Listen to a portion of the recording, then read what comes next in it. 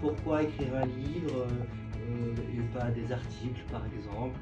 Qu'est-ce que cet objet a à nous dire sur la façon dont on réfléchit, on fait la science, et est-ce que ça peut voilà, nous faire discuter de manière pluridisciplinaire? Euh, donc c'est un peu l'idée qui nous a motivés à introduire cette première manifestation. Alors c'est plutôt, on voulait faire quelque chose de très convivial, de laisser la place le plus possible à la discussion entre nous. La première heure, ça sera consacré au livre de Jean-Luc Gaffard, donc, qui est ici, je vous le présente, Instabilité et résilience des économies de marché chez Classique Garnier. Et ça sera discuté par Jean Sylvestre. Ça nous occupera notre première heure. La deuxième heure, ce qui nous occupera, c'est ce livre sur l'acceptabilité sociale, enjeux de société et controverses scientifiques aux presses des mines. Donc c'est un ouvrage en collaboration avec Christophe Alcantara, Francis Charest, Alain Lavigne et Laurent Saglietto. Et c'est Mayanne qui va nous le présenter. Ce qui nous paraissait important aussi, ce qu'avait mentionné Anthony, et je trouve que c'est vraiment important, c'est aussi le côté méthodologique. Donc on va commencer sans plus tarder par le livre de Jean-Luc Gaffard, donc sur l'instabilité et résilience des économies de marché. Écoute, merci beaucoup, merci à tous pour votre initiative que je trouve tout à fait bienvenue, d'autant plus bienvenue que j'ai plutôt l'habitude d'écrire des livres depuis 50 ans. Et je pense que pour répondre à l'une de tes questions, que ce que j'avais envisagé en fait dès le début, dès que j'ai écrit une thèse, c'était des développements qui dépassaient très largement le cadre d'un article de 15 pages. Et comme mon idéal n'a jamais été de multiplier les articles de 15 pages sur des sujets notoirement différents en usant simplement d'un même savoir technique, je pense que le livre, dans notre domaine, reste très important. Et ça ne veut pas dire qu'il ne faut pas écrire des articles, hein, j'ai fait comme tout le monde. Hein. Mais je pense que c'est très important parce que, notamment, et il faut le dire ici, nous traitons de questions qui sont quand même des questions qui ont une dimension pluridisciplinaire. Et je crois qu'il est important, quand on écrit en économie, non pas de sortir de son domaine, de ne pas appliquer les critères de scientificité qui sont les nôtres, mais on ne peut pas ignorer que ce même thème est traité dans d'autres disciplines, avec d'autres outils, avec une autre façon de voir les choses. Et en particulier, comme j'ai toujours travaillé plutôt généralement sur la croissance et les fluctuations, je pense qu'il y a toujours une dimension forcément de sciences politiques, il y a une dimension de philosophie politique, il y a une dimension, même si là je suis beaucoup plus réticent quant à mes compétences, même de lecture, c'est la sociologie. Et puis il y a une dimension que de quelque manière j'ai redécouverte récemment grâce à ma collaboration avec Gilles Martin, qui est la dimension juridique, et j'en dirai un mot à l'occasion de la présentation de ce livre. L'instabilité qui est le point de départ, hein, le point d'accroche de ton sujet, avec derrière l'idée de déséquilibre qui est très travaillée depuis le début, qui est intrinsèque à ton objet d'étude, hein, que tu expliques que c'est intrinsèque au système. Bon, je signale pour ceux qui manipuleront l'ouvrage qu'en page 15, il y a un énoncé de la thèse, en gros, qui est de dire qu'il faut ni le marché total, ni l'état total, à comparer les deux énoncés, parce que c'est y compris en particulier pour les doctorants, c'est très intéressant de voir comment on pose un problème au départ, tout en formulant ce qui est déjà une hypothèse déjà bien pressentie, et comment c'est formulé à la fin, et c'est pas formulé de la même manière, c'est qu'il y a une maturation.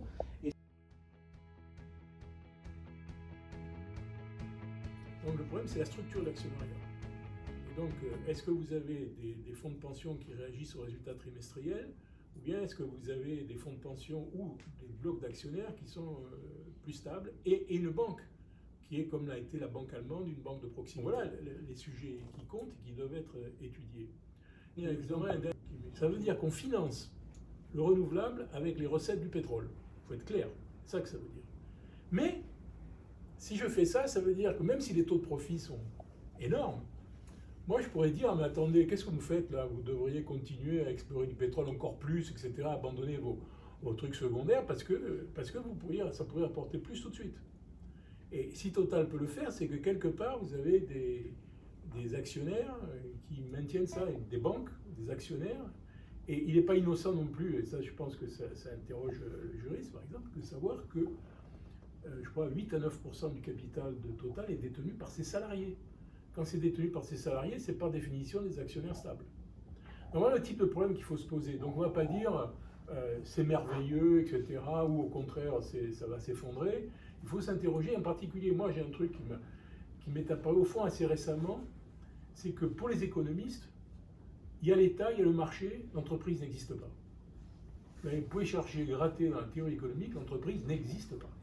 Voilà. L'entreprise comme institution, comme organisation, comme lieu où il y a des contrats de travail, contrats de financement, etc., ça n'existe pas dans la théorie économique. Je ne dis pas que les économistes ne savent pas que ça existe, etc., mais dans la théorie économique, bon. Et ça a été un peu mon sujet, et d'une certaine manière, c'est ce qui m'a rapproché de Gilles quand on s'est mis à... Moi, je n'avais jamais réfléchi sur les questions environnementales.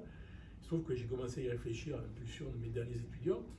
J'ai parlé à Gilles et on s'est rencontrés là-dessus, parce qu'on est d'accord sur le fait que il y a un objet qui est difficile en économie, mais aussi difficile en droit, qui s'appelle l'entreprise. Ouais, on va prendre la parole. Cette citation, ça n'a rien de nouveau. Mais à condition, le problème vient du fait que c'est associé à l'irréversibilité.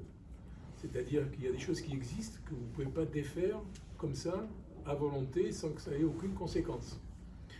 Et donc, il suffit de regarder, par exemple, ce qui est en train de se passer dans l'industrie automobile, qui est soumise à des changements extrêmement importants, qui va devoir importer de nouvelles technologies, avec une forte incertitude sur ce que va être la demande, pour un tas de raisons, y compris d'ailleurs l'aspect répartition des revenus, au passage, mais avec le fait qu'il va falloir détruire des choses, avant même le terme qui leur a été initialement imparti. Et c'est ça le problème. Et ça, c'est toujours la même chose. C'était la même chose quand Adam Smith nous expliquait la manufacture des pingles et aujourd'hui. Et votre exemple d'intelligence artificielle ne dément en rien tout ça. Et l'intelligence artificielle, c'est une technologie qui est évolutive, etc. Mais elle va donner lieu à un moment donné à des investissements qui auront un caractère d'irréversibilité et qui, par ailleurs, vont impliquer la destruction de ce qui existe. La deuxième, en fait, c'est par rapport à ce que vous disiez sur les crises dont on pensait qu'elles n'arriveraient plus, et voilà, qu'elles reviennent, etc. Tout à fait. Est-ce qu'on ne pourrait pas aussi parler, mais c'est vraiment une question un peu candide, hein, de crise un petit peu permanente, quoi, finalement, qu'on connaît depuis 10-20 ans sur le plan économique, mais aussi sur le plan politique. Quelque chose un peu de permanent, d'endémique, et qui serait finalement ce qu'on vit depuis une vingtaine d'années. Et voilà, j'ouvre un précipice. Comment vous, dans cette réflexion-là, vous envisagez la question de la croissance précédente? Merci. Peut-être juste... si tu pourrais faire des réponses courtes, connaissant maintenant mon Jean-Luc un peu par cœur, je pense qu'on va évoquer Georgescu Roegen pour cette dernière question.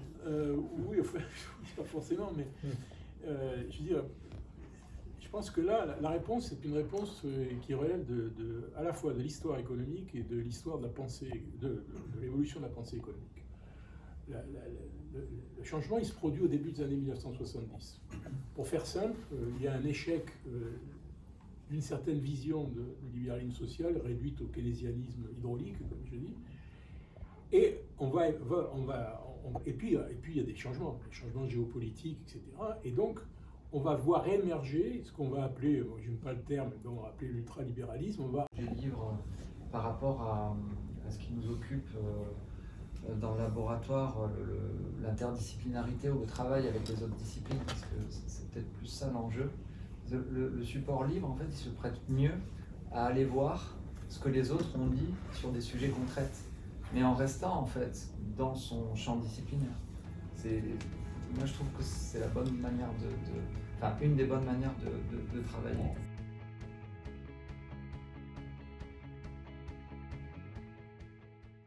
Pour écrire un livre, me semble-t-il, contrairement à un article, il faut vraiment avoir une thèse de fond à défendre, et c'est vraiment ce que Jean-Luc a depuis toutes ces années, alors que des articles, et c'est pas pour dénigrer, mais on peut très bien le faire sur des points beaucoup plus ponctuels, techniques, en réponse. Et là, ce qui est fondamental actuellement, c'est, dont on a parlé hier, c'est la fragmentation de l'ordre mondial, c'est le changement des chaînes de valeur. Est-ce que là aussi, comment tu envisages ça par rapport est-ce qu'on est toujours dans les mêmes problèmes ou est-ce que là, on risque de changer radicalement de contexte? Bon, je crois que j'ai pas de...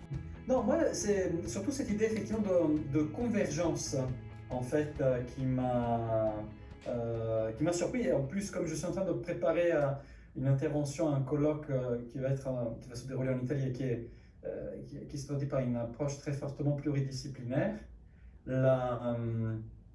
donc je ne sais pas si d'autres aussi collègues qui sont présents rejoignent finalement cette analyse. C'est-à-dire que le dialogue entre disciplines différentes sur des mêmes thèmes aboutit la plupart du temps non pas à une exacerbation de la différence, mais plutôt à souligner au contraire une convergence de pensée. En fait, Hannah Arendt, j'avais lu Les origines du totalitarisme il y a fort longtemps, mais j'ai découvert qu'il y avait un deuxième ouvrage fondamental qui s'appelle Les conditions de l'homme moderne. Et je vous garantis que c'est dans le moment actuel que nous vivons, c'est une source de réflexion très importante, y compris sur la nature de la démocratie. Alors, en particulier, j'ai retrouvé dans ce livre les notions. Elle dit l'action humaine, c'est imprévisibilité, irréversibilité, pluralité. Et l'essentiel, c'est de préserver la pluralité, et c'est comme ça qu'elle justifie la démocratie. On va donc passer sur un autre ouvrage. Cette fois-ci, c'est un ouvrage collectif. Donc, comme je vous l'avais dit en introduction de ce rendez-vous, donc collaboré par Christophe Alcantara, Francis Charest, Alain Lavigne et Laurence Saglietto sur l'acceptabilité sociale, enjeux de société et controverses scientifiques, donc qui est paru aux Presses des Mines. Et donc voilà, il y a un certain nombre d'articles publiés dans cet ouvrage collectif. Jean-Sylvestre, tu as commis aussi un article. Et puis Maïane, toi tu as plus particulièrement travaillé sur un article sur l'acceptabilité sociale en santé, la construction d'une handicratie. Tu nous diras peut-être sans doute ce que tu entends par ce terme. Et puis Anthony discutera ensuite 10 minutes de présentation, puis 10 minutes de discussion par Anthony. Je vais peut-être faire passer l'ouvrage et puis tu pourras commencer ta présentation.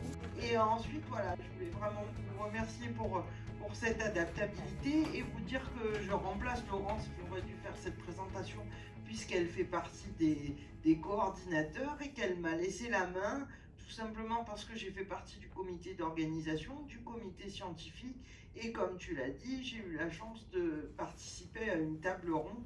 Donc je connais un peu le sujet et j'ai surtout vu la genèse de l'ouvrage puisque dans un des fondements de l'ouvrage est le colloque qu'on a organisé avant et l'ouvrage est en fait l'acte du colloque. De l'appel à communication qu'on a lancé parce que la grande inconnue quand on lance des appels à communication, c'est de savoir si en fait on va avoir un taux de réponse, quel taux de réponse, quel type de réponse, etc.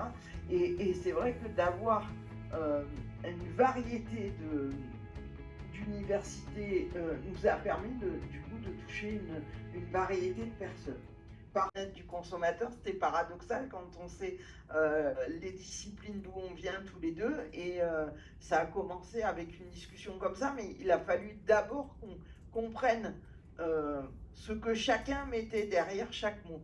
Et le fait que les 4 contributeurs aient travaillé en binôme auparavant a permis de faire émerger plus rapidement ce langage commun, cette compréhension commune de la notion ou cette intuition commune en termes d'acceptabilité qui a permis après la rédaction de l'appel à communication. Donc, le premier pilier fort de cet ouvrage, c'est effectivement, j'allais dire, la force, c'est déjà la collaboration préexistante des auteurs.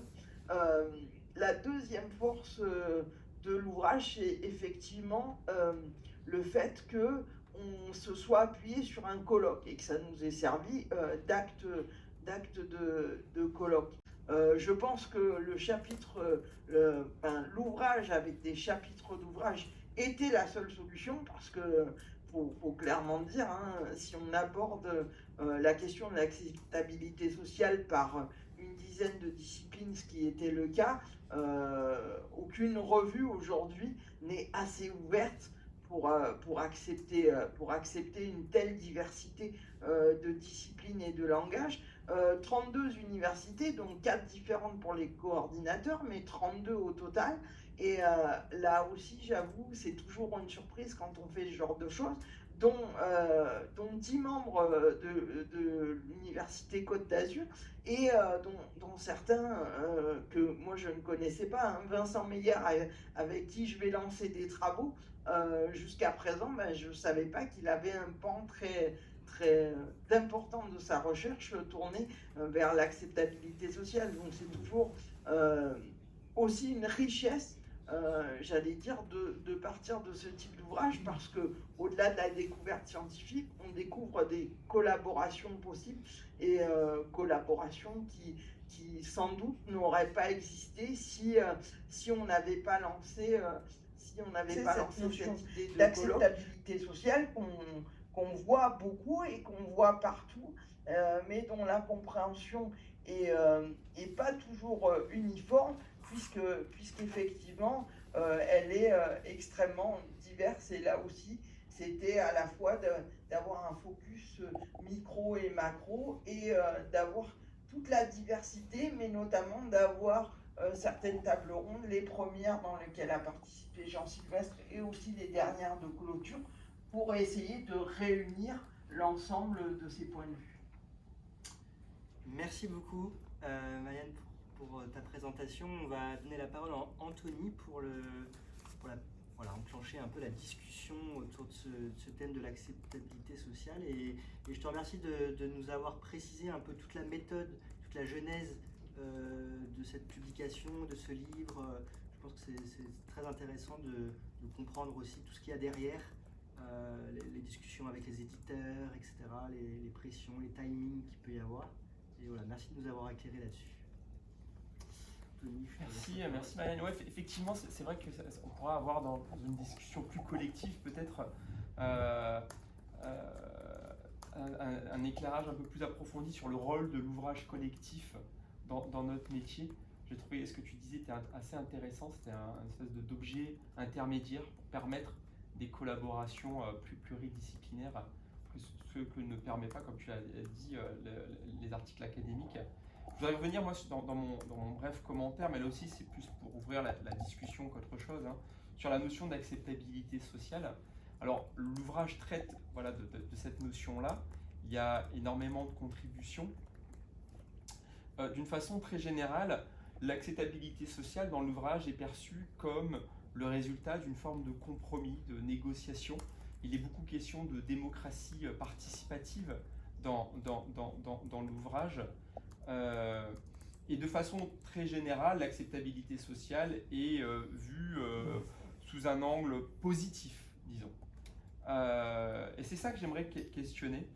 Et peut-être, je ne dis pas que ce qui est dans l'ouvrage ne correspond pas à une certaine réalité, mais je crois aussi que l'acceptabilité sociale, c'est aussi fondamentalement un rapport de force entre, d'un côté, des personnes qui vont être dans un rôle de dominant et des personnes qui vont être dans un rôle de dominé. Accepter, c'est être dans la position de celui qui se voit imposer quelque chose. Et ça, voilà, ça, donc j'ouvre peut-être une autre porte, hein, qui n'a pas été ouverte dans l'ouvrage. On accepte quand on est souvent devant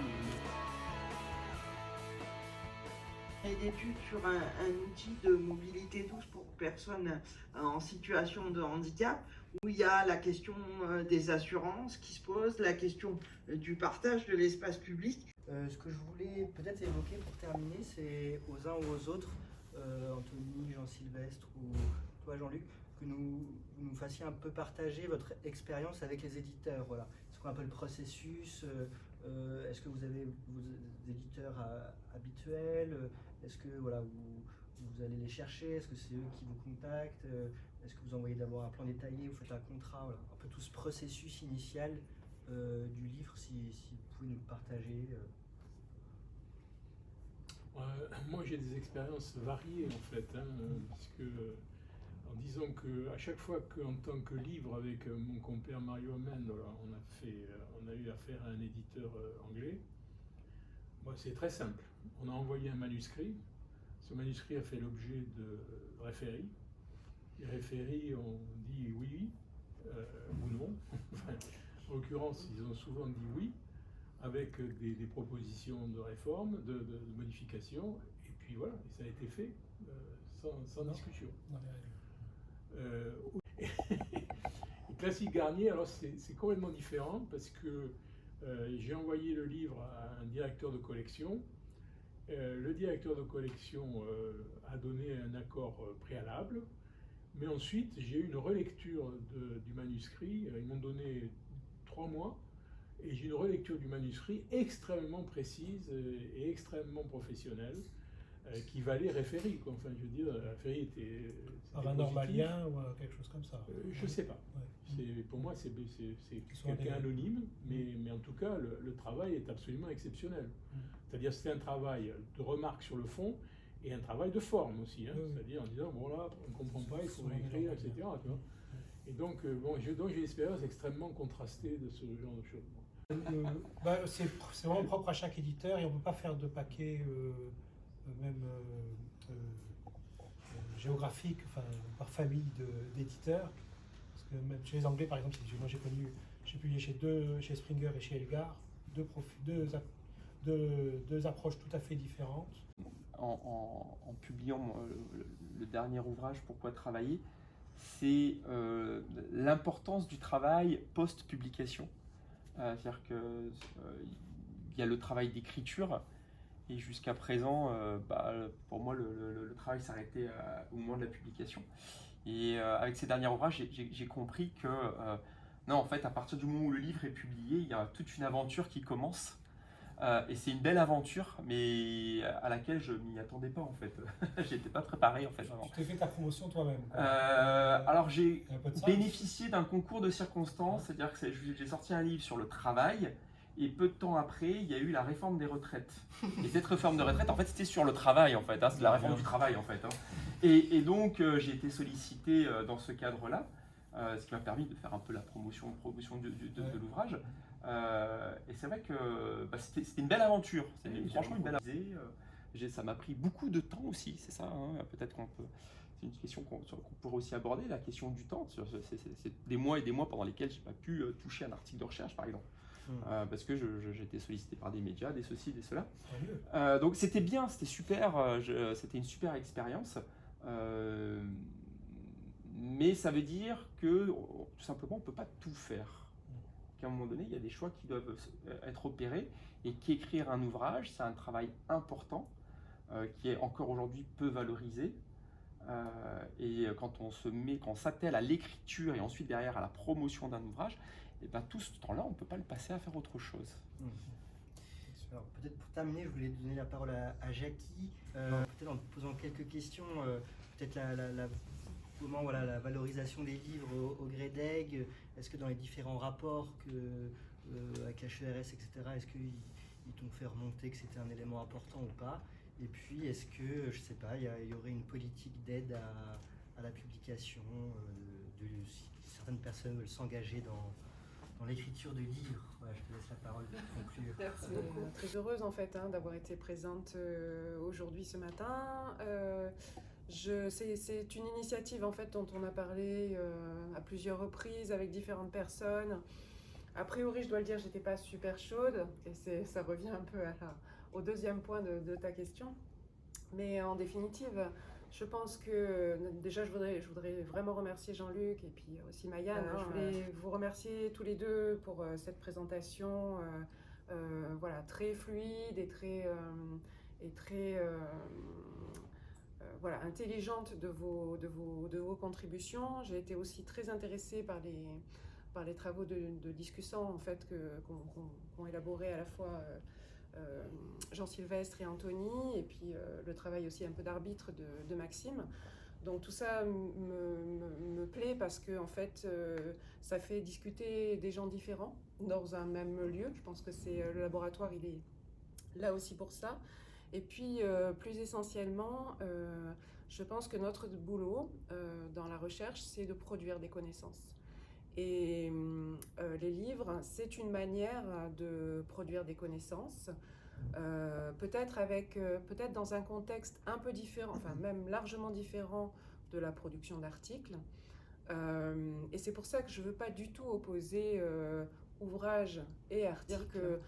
Écrire un livre, c'est se donner du temps, c'est aussi s'affranchir de certaines contraintes, donc de format notamment, hein, qui nous enlèvent un peu la réflexion de fond et qui nous enlèvent aussi d'aller vers peut-être des disciplines qui ne sont pas forcément que les nôtres et qui nous permettent justement de passer un peu le pas.